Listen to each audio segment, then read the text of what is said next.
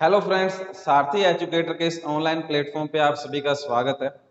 आज अपन डिस्कस करने जा रहे हैं अपना नया चैप्टर रेशियो एंड प्रपोर्शन, अनुपात और समानुपात। ठीक, ये जो चैप्टर आपका पंजाब के पॉइंट ऑफ व्यू से या फिर अदर कोई भी कॉम्पिटिटिव एग्जाम है उसमें बहुत ज्यादा वेटेज रखता है। पंजाब का मैं इसलिए कह रहा हूँ क्योंकि पंजाब के अंदर एडवांस पार्ट मैथ का नहीं पूछा जाता, जैसे आपकी ट्रिग्नोमेट्री, अलजेब्रा, वो सारी चीजें नहीं पूछी जाती। पंजाब में सिर्फ अर्थमेटिकल पार्ट आता है, जैसे ratio and proportion, percentage, profit and loss, वो सारी चीजें। तो उसमें सबसे ज्यादा इंपॉर्टेंट जो पार्ट है आपका वो कौन सा है? रेशियो एंड प्रोपोर्शन, अनुपात और समानुपात। चलिए आज अपन डिस्कस करते हैं अपना चैप्टर रेशियो एंड प्रोपोर्शन। ठीक, देखिए जैसे अगर देखो, मैं फॉर एग्जांपल मैं लिखता हूं आपके पास 5/2। ठीक है, या फिर मैं इसे इस तरह से लिख दूं, 5 को क्या करना है? 2 से डिवाइड करना है। या फिर मैं इसे इस तरह से लिख सकता हूं 2.5, या इस तरह से लिख सकते हो 5.2।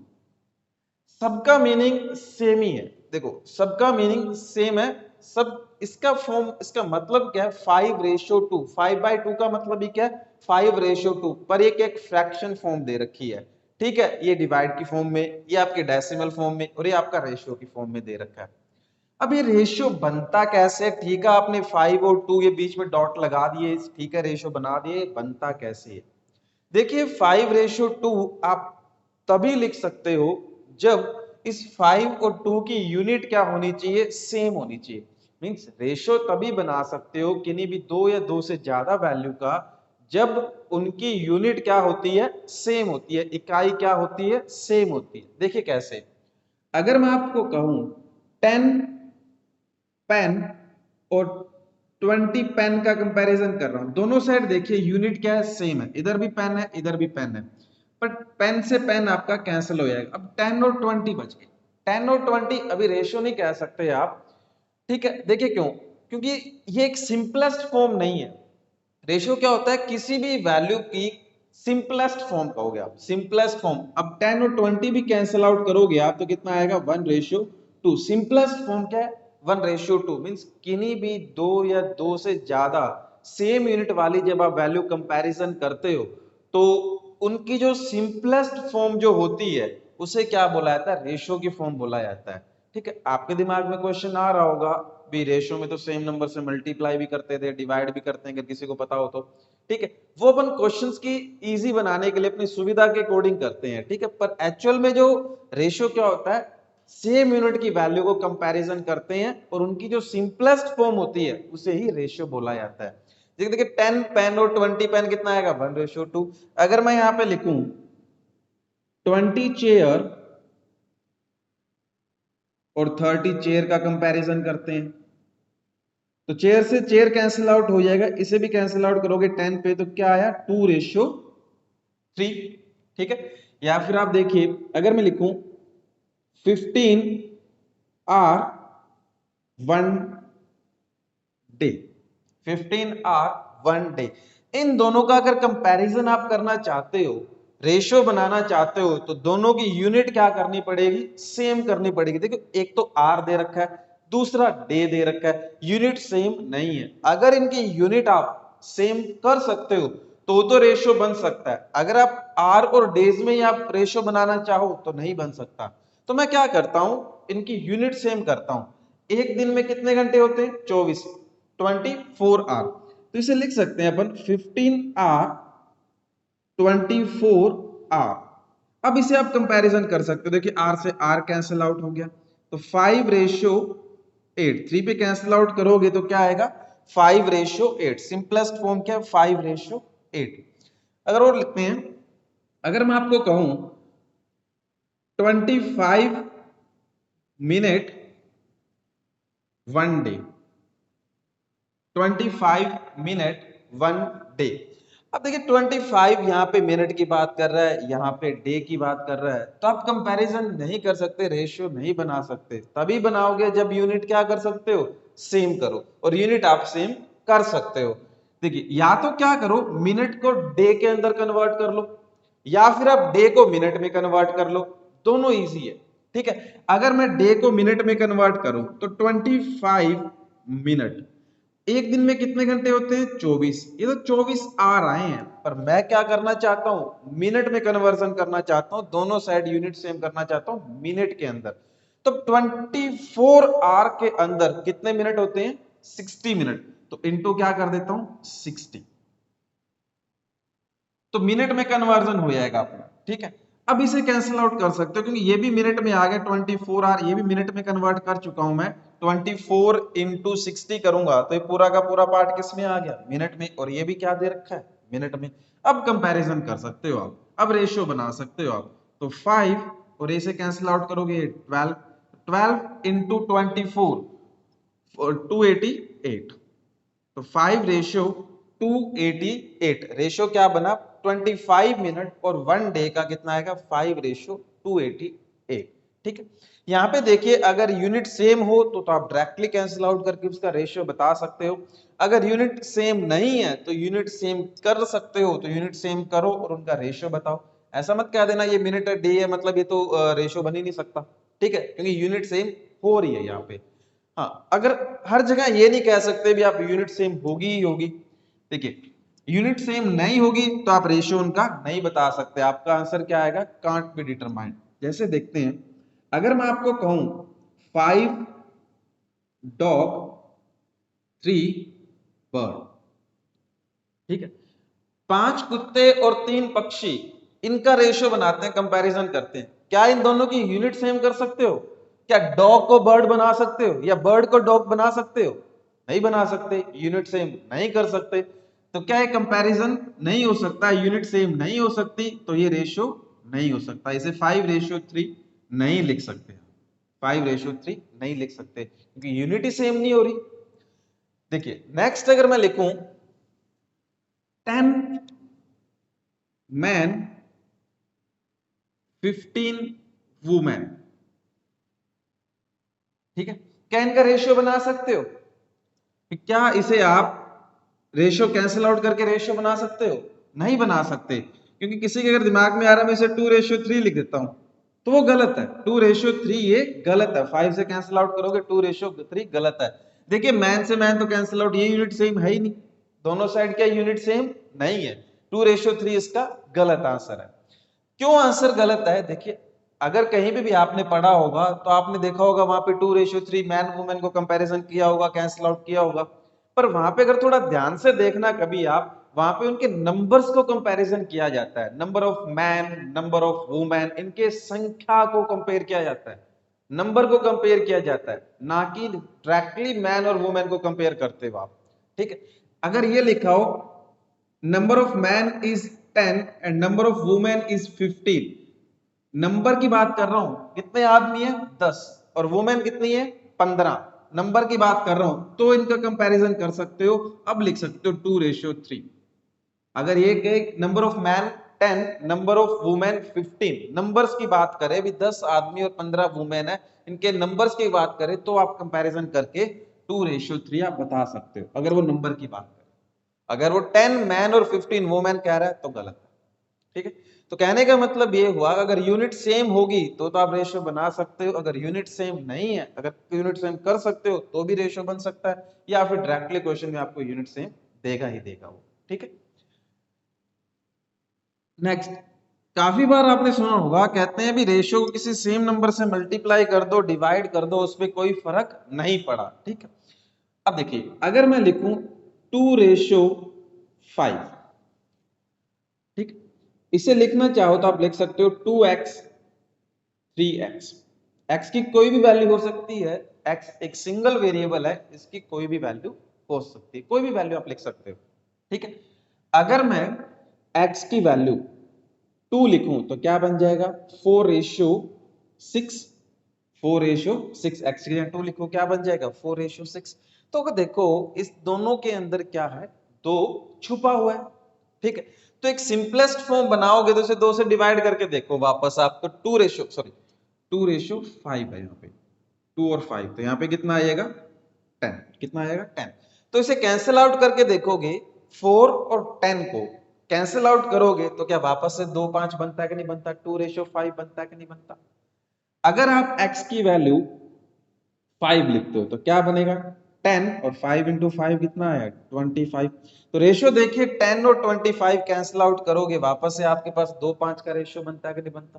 तो कोई रेशियो पे कोई फर्क पड़ रहा है नहीं पड़ रहा, क्योंकि देखो इनकी सिंपलेस्ट फॉर्म बना के देखो, ये भी सिंपलेस्ट फॉर्म नहीं है, यूनिट सेम है, सिंपलेस्ट फॉर्म ये नहीं है। सिंपलेस्ट फॉर्म बनाओगे तो वापस 2:5 बनेगा कि नहीं बनेगा, 4:10 का भी 2:5 बनेगा, 10:15 का भी 2:5 बनेगा। ठीक है, देखिए नेक्स्ट मैंने कहा रेशियो को अगर किसी सेम नंबर से मल्टीप्लाई भी कर दें तो उस पर कोई फर्क नहीं पड़ता। देखिए सॉरी डिवाइड कर दें, अगर मैं लिखूं 3:4 तो ये क्या लिखा हुआ है 3x रेशियो 4x। ठीक है, x यानी वेरिएबल। ठीक, तो अगर मैं x की जगह पे 5 लिखता हूं तो क्या बनेगा, x की जगह डिवाइड कर रहे हैं तो 1/5 लिखते हैं तो कितना आया 3/5 रेशियो 4/5, यही बनेगा। तो इसे सिंपल कर सिंपलेस्ट फॉर्म में लिखोगे, लिखा क्या 3/5 डिवाइड बाय 4/5, इसी तरह लिखा होगा। ठीक है, तो 3/5 और ये डिवाइड में ऊपर जाके वैल्यू पलट जाएगी तो 5/4 बनेगा, 5 से 5 कैंसिल आउट होके वापस से क्या बन जाएगा 3:4।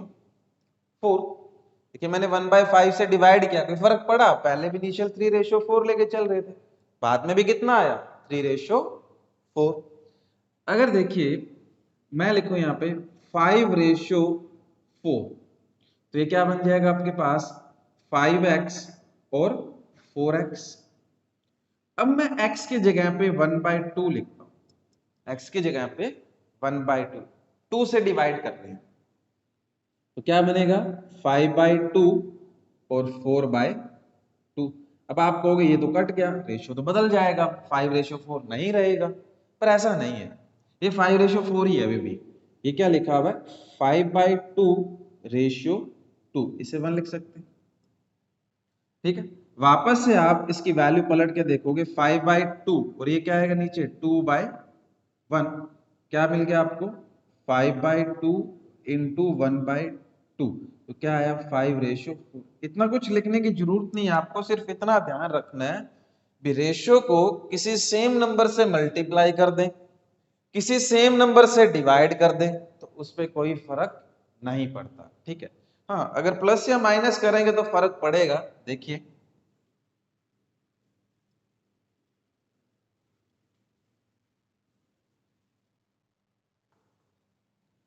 जैसे आपके पास लिखा 2:5 तो इसे लिख सकते हैं अपन 2x/5x।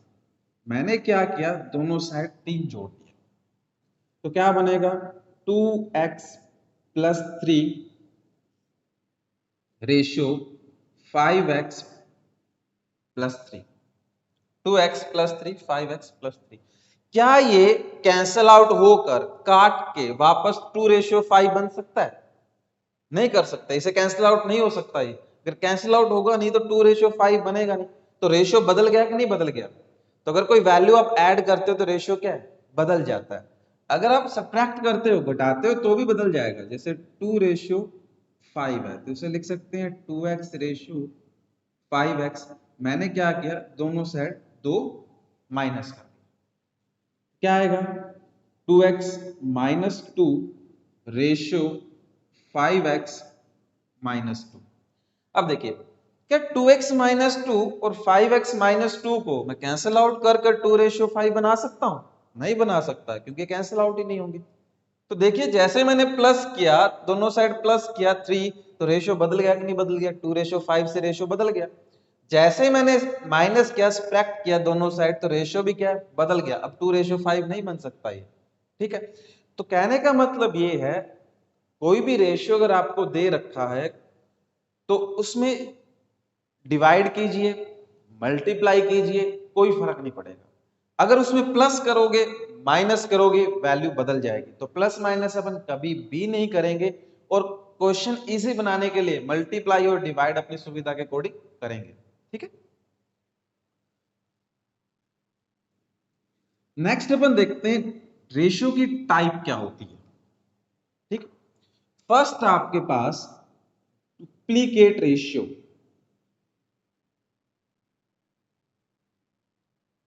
Duplicate ratio. ठीक है, वर्ग अनुपात, डुप्लीकेट रेशियो क्या है, वर्ग अनुपात। होता क्या, देखिए जैसे आपके पास लिखा हुआ है ए ratio B, A ratio B means A बटा बी, कहता है इसका डुप्लीकेट रेशियो क्या होगा।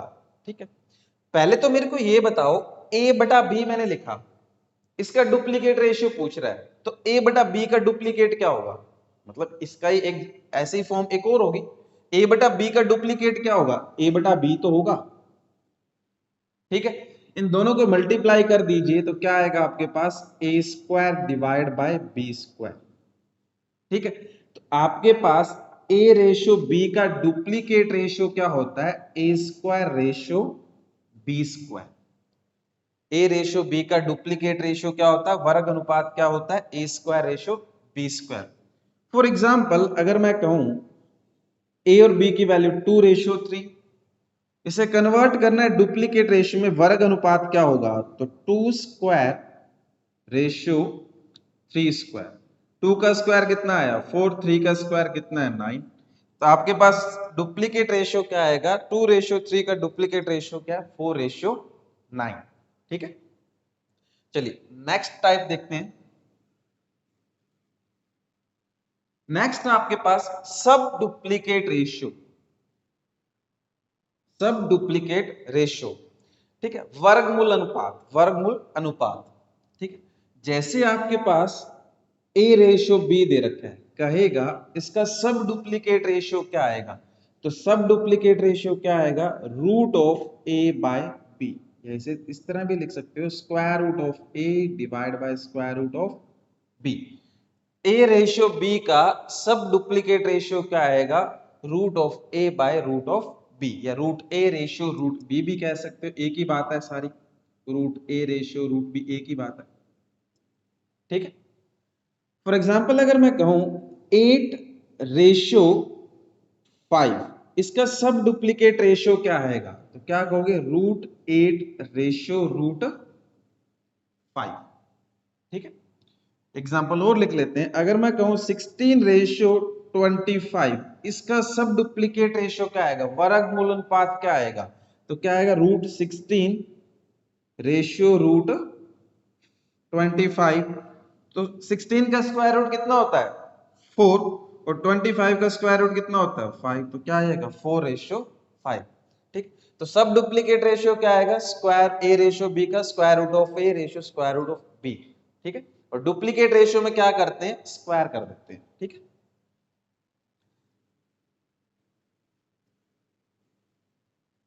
नेक्स्ट देखते हैं अपन ट्रिप्लीकेट रेशियो।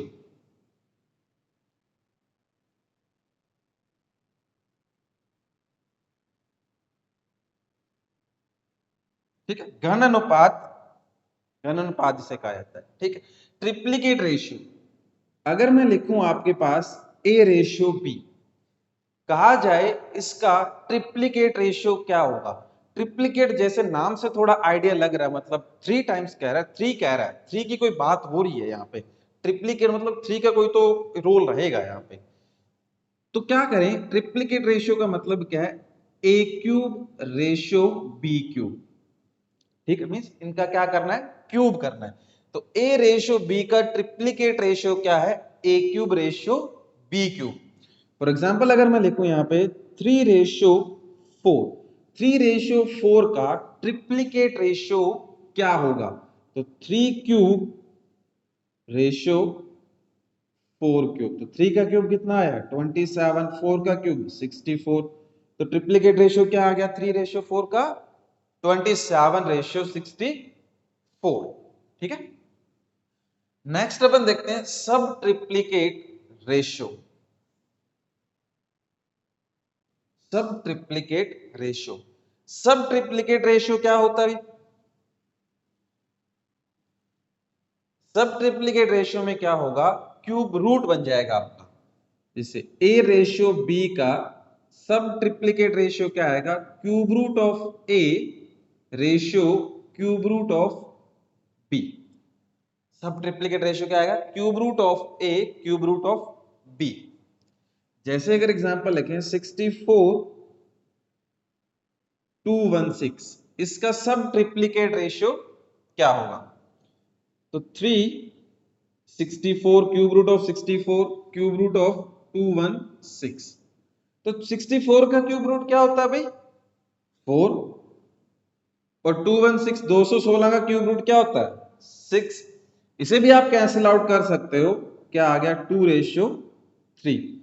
ठीक है, ए ratio b, sub triplicate ratio निकालना हो तो cube root of a ratio cube root of b. अगर ट्रिप्लीकेट रेशियो कहता है तो क्यूब करना होता है, जहां पे सब लग गया तो उसका क्यूब रूट हो जाए। इसी तरह डुप्लीकेट, जैसे नाम से पता चल रहा है डबल की जो बात हो रही है, तो डुप्लीकेट रेशियो कहेगा तो स्क्वायरिंग की आपने ए स्क्वायर रेशियो बी स्क्वायर, अगर सब डुप्लीकेट किया तो वहीं पे आपने स्क्वायर रूट कर दिया। ठीक है, ये थी आपकी फॉर्म, डुप्लीकेट रेशियो, सब डुप्लीकेट रेशियो, ट्रिप्लीकेट रेशियो, सब ट्रिप्लीकेट रेशियो। ठीक है, चलिए नेक्स्ट इसमें एक एग्जांपल समझते हैं, फिर आगे शुरू करते हैं। देखिए, मैं कहता हूं आपके पास एक पर्सन ए है, एक पर्सन बी है, एक पर्सन सी है। समझना ध्यान से, आगे के सारे क्वेश्चन जो रेशियो के होते हैं वो इसी चीज पे डिपेंड करेंगे आपके, जो विदाउट लैंग्वेज जैसे आप लिखते हो ए रेशियो बी, 2:3 करते हो, बी रेशियो सी, 4:5 कर देते हो, a ratio b ratio c आपसे पूछा जाता है, या और भी इस तरह के बहुत सारी चीजें क्वेश्चन बनते हैं, वो सारे पूछे जाते हैं। तो सारे के सारे ऐसे क्वेश्चन हैं इसी एग्जाम्पल पे डिपेंड करेंगे आपके। ठीक है, अगर ये समझ में आ गई तो बहुत इजीली सारे क्वेश्चन आप कर लोगे। देखिए, आपके पास 3 पर्सन है ए बी सी। पहले मैं बात करता हूं ए और बी की, ए और बी। ए और बी, मैं कहता हूं भी ए क्या करता है, महीने के 20,000 रुपए कमाता है। बी क्या करता है, महीने के 10,000 रुपए कमाता है। ठीक है, ए 20,000 रुपए कमा रहा है, बी 10,000 रुपए कमा रहा है, और सी मान लेते हैं 15,000 रुपए कमाता है, 15,000 रुपए कमा रहा है। ठीक है, तो पहले मैंने बात की ए और बी की, ए महीने के 20,000 रुपए कमा रहा है और बी 10,000 रुपए कमा रहा है। ठीक है, तो मैंने देखा ए रेशियो बी निकालना है मेरे को। ए और बी के क्या रुपीज ही कंपेयर कर रहा हूं, दोनों की सैलरी कंपेयर कर रहा हूं, यूनिट क्या दोनों की सेम है, और इनकी सिंपलेस्ट फॉर्म लिखनी है, तो ए रेशियो बी क्या आएगा आपके पास? 2:1। ठीक है, इसी तरह मैंने बी रेशियो सी निकालना है। बी क्या करता है, 10,000 रुपए महीने के कमा रहा है, सी क्या करता है, 15,000 रुपए महीने के कमा रहा है। तो इनका जब रेशियो बनाओगे तो क्या बन जाएगा आपके पास? 2:3।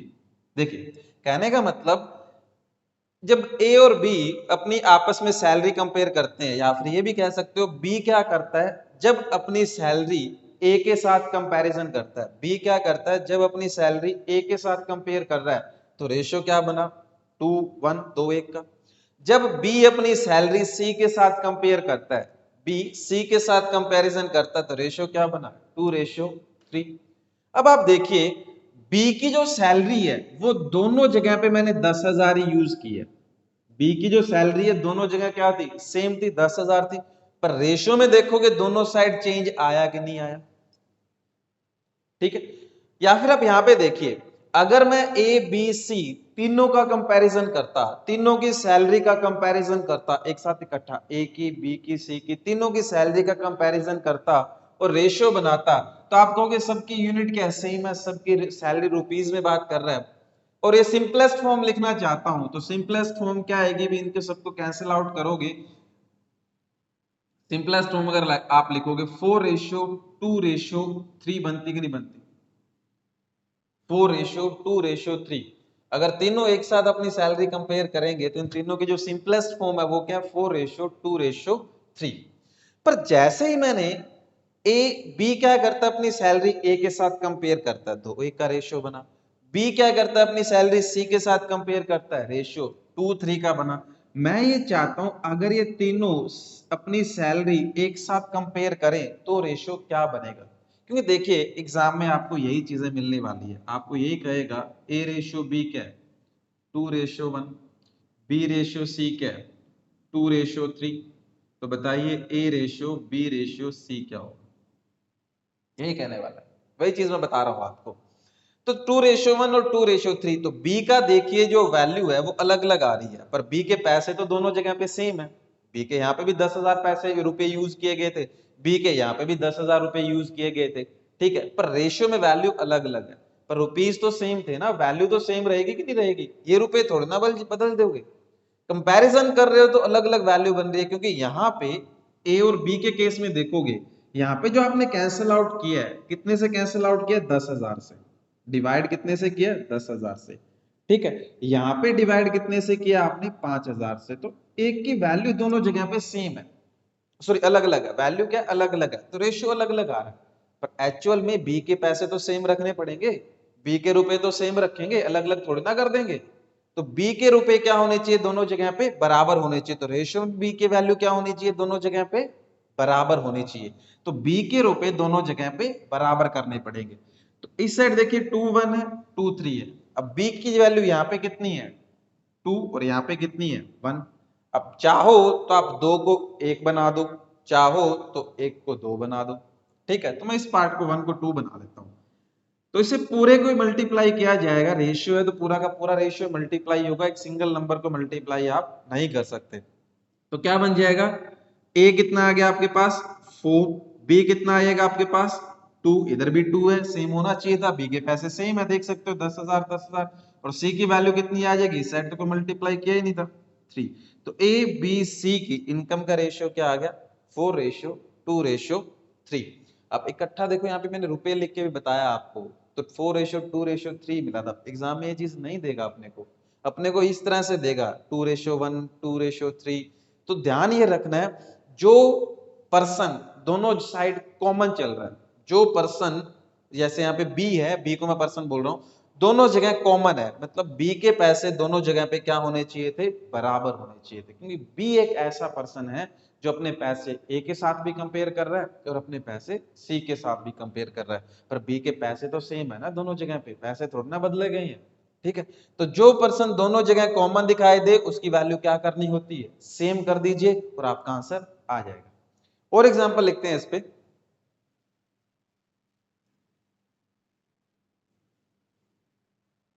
जैसे देखिए, अगर मैं कहूं ए रेशियो बी 1:4 दे रखा है, बी रेशियो सी 2:6 दे रखा है, 2:3 दे रखा है, तो आपसे पूछा गया a ratio b ratio c क्या होगा? ठीक है, देखिए, अब देखो बी दोनों जगह आ रहा है, बी अपने पैसे ए के साथ भी कंपेयर कर रहा है, बी अपने पैसे सी के साथ भी कंपेयर कर रहा है। तो बी की जो वैल्यू है दोनों जगह क्या होनी चाहिए? सेम होनी चाहिए। तो कैसे सेम करोगे? इस वाले रेशियो को क्या करो? 2 से मल्टीप्लाई कर दीजिए। तो बी की वैल्यू दोनों जगह सेम हुई कि नहीं हुई? ठीक है, तो यहाँ पे भी 2 × 2 कितना आ जाएगा? 4। ये कितना बन जाएगा आपके पास? 4:6। ठीक है, और इस जगह तो कोई चेंज किया ही नहीं अपन ने। तो ए कितना है? 1। बी कितना बन गया? 4। और सी कितना? 3 × 2 6। तो ए बी सी का रेशियो क्या आएगा? 1:4:6। काफी जगह आपको ये भी बताया होगा भी a ratio b ratio c, जैसे बी पूछा गया जो कॉमन है उसे बीच में रखोगे।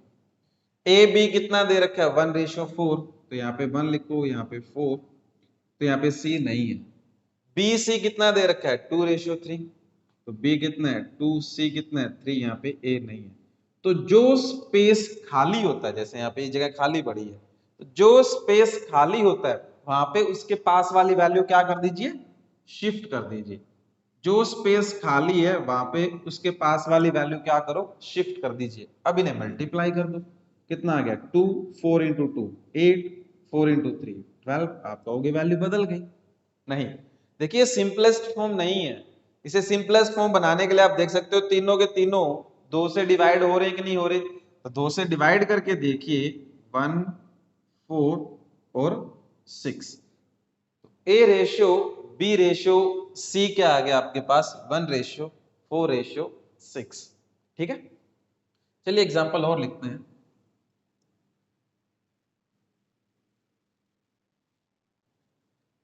जैसे आपके पास लिखा गया a ratio b 1:3, B ratio C 2:1 और C रेशियो D 5:3। आपसे पूछा गया A ratio B ratio C ratio D क्या हो। अब की बार में D भी लिया है, ठीक है। तो देखो कैसे करोगे आप, क्या करो A ratio B ratio C D पूछा गया है, तो पहले मैं क्या करता हूं ABC बना लेता हूं। ABC देख लेता हूं क्या होगा। ABC पे नजर डालोगे तो ABC में B कॉमन दिखाई दे रहा है, तो B दोनों जगह आ रहा है, तो B की वैल्यू सेम होनी चाहिए कि नहीं होनी चाहिए। B की वैल्यू इक्वल करते हैं, तो इस पार्ट को आप क्या कीजिए 2 से मल्टीप्लाई कर दीजिए, इस वाले रेशियो को आप 3 से मल्टीप्लाई कर दोगे, तो B की वैल्यू 6 बनेगी कि नहीं बनेगी। तो B की वैल्यू 6 होगी, तो 2 इंटू 1 A की वैल्यू कितनी आ गई 2, B की वैल्यू 2 इंटू 3 6, चाहे यहाँ पे 3 इंटू 2 कर लीजिए तो भी 6। C की वैल्यू कितनी है 3 इंटू 1 3। ABC का रेशियो क्या आ गया 2:6:3। ठीक है, अब मेरे को चाहिए ABCD। अब देखिए ABC और CD पे बात करते हैं। ABC और CD में कॉमन कौन है C, मतलब C की वैल्यू दोनों जगह पे क्या होनी चाहिए सेम, तो C को बराबर करते हैं। C को इक्वल करने के लिए इस वाले रेशियो को आप 3 से मल्टीप्लाई कर दो और इस वाले रेशियो को 5 से मल्टीप्लाई कर दो, तो C बराबर होगा कि नहीं होगा। देखो 5 को 3 से मल्टीप्लाई करोगे 15 और 3 को 5 से मल्टीप्लाई करोगे 15, ठीक है। तो A कितना आ गया 5 इंटू 2 10, B कितना आएगा 5 इंटू 6 30, C कितना आ गया 15 3 इंटू 5 और D कितना आ गया 3 इंटू 3 9। तो A B C D का रेशियो क्या आ गया 10 30 15 और 9।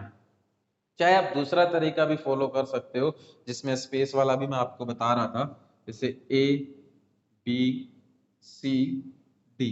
पहले A B कितना है 1:3, C और D नहीं है। B C कितना है 2:1, यहाँ पे D नहीं है A भी नहीं है। C D कितना है 5:3, ये B और ये नहीं है, ठीक है, यही फॉर्म बनेगी।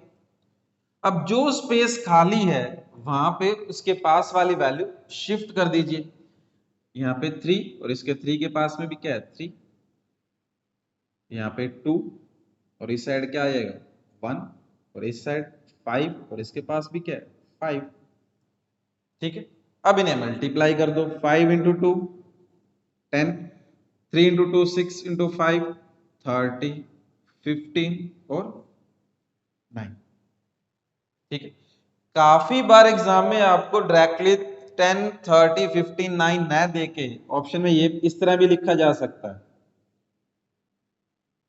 30√2 15√2 और 9√2। एग्जाम में ये ऑप्शन दे देगा आपको, ये ऑप्शन नहीं देगा, ठीक है। तो ये सही है, ये ऑप्शन आपका सही दिया हुआ उसने, क्योंकि देखिए रेशियो को सेम नंबर से मल्टीप्लाई का क्या फर्क पड़ता है, नहीं पड़ता ना। तो देखो √2 को सबसे मल्टीप्लाई करके लिखा हुआ है तो क्या फर्क पड़ता है, आंसर पे कोई फर्क नहीं पड़ेगा। तो आंसर में उसने क्या किया, सिर्फ चेंज कितना सा किया है √2 से मल्टीप्लाई करके भी लिखा हुआ है। कोई भी नंबर हो सकता है वहां पे √2 क्या कुछ भी नंबर से मल्टीप्लाई करके लिख सकता है, तो वो आपको देखना पड़ेगा, ठीक है।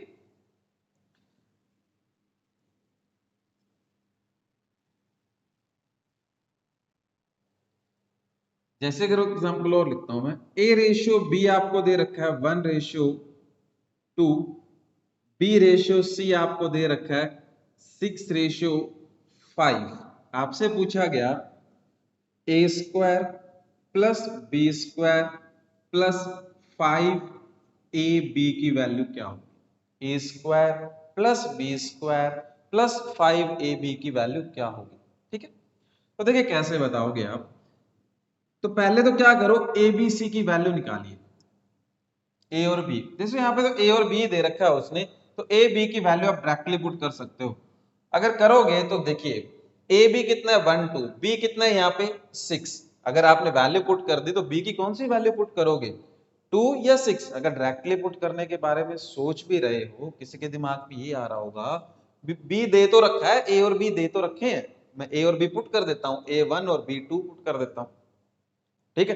तो मेरे को ये बताइए B की वैल्यू कौन सी पुट करोगे 2 या 6, क्योंकि B तो दोनों जगह पे है, बी को तो कॉमन है, बी को तो बराबर करना पड़ेगा, तब जाके आप वैल्यू पुट कर सकते हो। ठीक है, डायरेक्टली 1 2 पुट मत कर देना। तो अपन लिखते हैं ए बी सी, सी का तो कोई रोल नहीं है यहाँ पे, ठीक है, पर बी दोनों जगह बराबर करना है अपने को।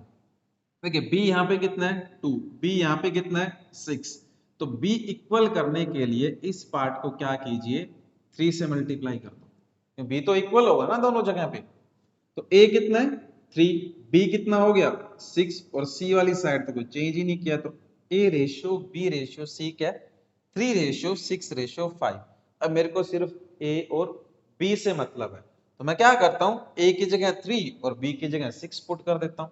तो 3 का स्क्वायर 9, बी कितना है 6, 6 का स्क्वायर 36 प्लस 5, ए कितना है 3 और बी कितना है 6। ठीक है, तो 9 प्लस 36 45 प्लस 90 तो 135। तो आपके पास A square plus B square plus 5ab क्या आ गया 135। ठीक है, चलिए नेक्स्ट फॉर्म पे चलते हैं।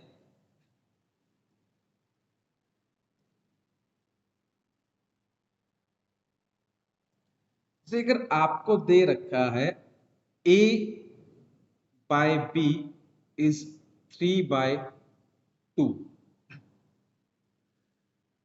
b by c is equal to 4/5। ठीक है, तो भी कोई दिक्कत वाली बात नहीं है, समझने की चीज है, ये भी सेम ही लिखा हुआ है, a ratio b 3/2, b ratio c 4/5।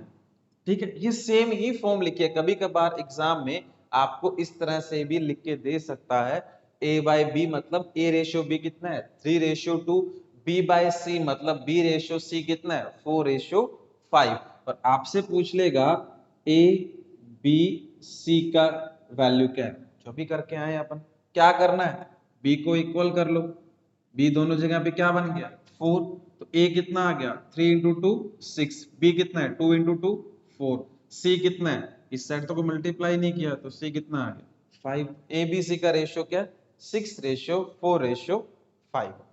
ठीक है,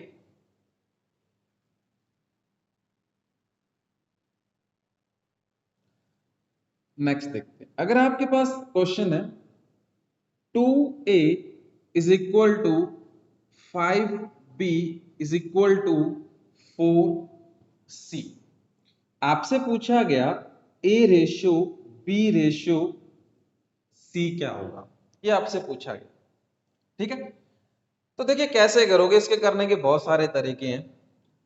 अब सारी की सारी वैल्यू क्या दे रखी है आपस में बराबर दे रखी है, तो आपकी मर्जी है, आप 2a is equal to 4c भी लिख सकते हो, आप चाहो तो 2a इक्वल टू 5b भी लिख सकते हो, दोनों में से कोई सा भी एक यूज कर सकते हो जो आपको बढ़िया लगता है। अगर आप 2a is equal to 5b use करते हो तो दूसरा ये भी लिख सकते हो 5b किसके बराबर है 4c के भी तो बराबर है। ठीक है, तो यहां से आपके पास a by b, a ratio b कितना आ गया 5/2, और यहां से आपके पास b ratio c, b by c कितना आ गया 4/5। ठीक है, देखिए अब b क्या होना चाहिए दोनों जगह पे सेम होना चाहिए, तो इस साइड अपन क्या करते हैं 2 से मल्टीप्लाई कर देते हैं, तो आपके पास a ratio b ratio c क्या आएगा 2 से मल्टीप्लाई कर रहे हैं ना इस पार्ट को, तो 10 4, और इस साइड तो मल्टीप्लाई किया ही नहीं तो 5, तो ए बी सी का रेशियो क्या आएगा 10/4/5। ठीक है, ये तो था आपका पूरा प्रॉपर मेथड। अब इसे देखो इजीली शॉर्ट तरीके से कैसे कर सकते हो। सबसे पहले क्या कह रहा है क्वेश्चन, ए पूछ रहा है अपने से ए की वैल्यू क्या है। ठीक है, तो ए निकालना है ना, तो ए को छुपाओ, बाकी बचा कौन बी और सी, बी और सी मतलब 5 4, 5 4 को मल्टीप्लाई करो कितना आएगा 20, तो ए की वैल्यू कितनी आ गई अपने पास 20। अब मेरे को बी चाहिए, बी चाहिए तो बी को छुपाओ, कौन बच गया ए और सी, ए और सी को मल्टीप्लाई करोगे 2 और 4, 2 इंटू 4 कितना आ गया 8, तो बी की वैल्यू कितनी आ गई 8। सी निकालना है। सी निकालना है, सी को छुपाइए, ए बी को मल्टीप्लाई करो, ए बी मतलब 2 5 को मल्टीप्लाई करो, कितना आया 10। तो ए रेशियो बी रेशियो सी कितना आ गया 28 और 10। तो आपको दिखाई दे रहा होगा, इसे 2 से डिवाइड भी कर सकते हो। 2 से डिवाइड करोगे तो क्या आया 10 रेशियो 4 रेशियो 5। डायरेक्ट बता सकते हो, कुछ करने की जरूरत नहीं है। ठीक है, तो 2a 5b is equal to 4c कितना आ गया, एबीसी का रेशियो क्या है 10 रेशियो 4 रेशियो 5। पर ध्यान रखना, ये जो मेथड है, एक को छुपा के बाकी सबको मल्टीप्लाई कर रहे हो, जो तरीका है वो इसी फॉर्म पे लगता है। ऐसी ही फॉर्म अगर आपको दे रखी है तभी अप्लाई होगा, हर जगह अप्लाई नहीं होगा। प्रॉपर कंसेप्ट है वो तो हर जगह लगेगा ही लगेगा, पर ये जो तरीका आपको छुपा कर मल्टीप्लाई करने वाला जो तरीका है वो इसी फॉर्म पे लगेगा जब ऐसी फॉर्म दे रखी हो। ठीक, चलो एक क्वेश्चन और करते हैं।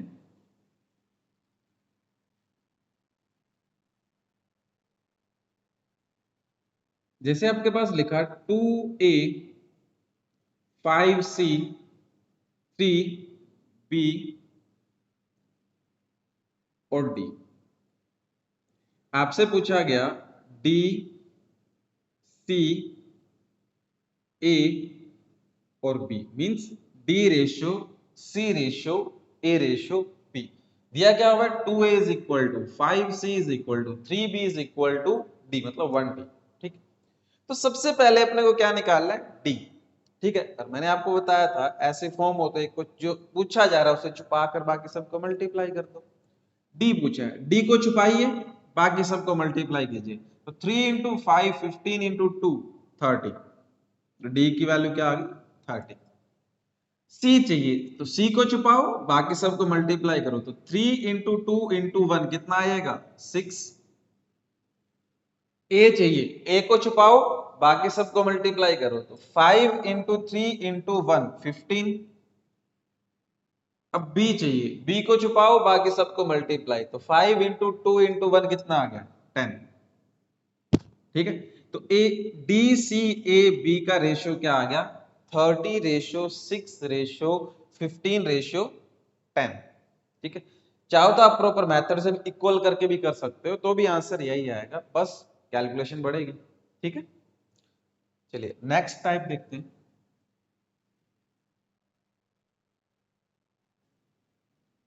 अगर आपके पास लिखा गया a by 4 equal to b by 3 is equal to c by 2, तो बताइए a ratio b ratio c क्या होगा। ठीक है, ऐसे भी पूछा जा सकता है। अभी मैं बेसिक बता रहा हूं आपको, रेशियो का जो बेसिक पार्ट है वो कवर कर रहे हैं। ठीक है, ये सारी चीजें बेसिक नहीं आपकी।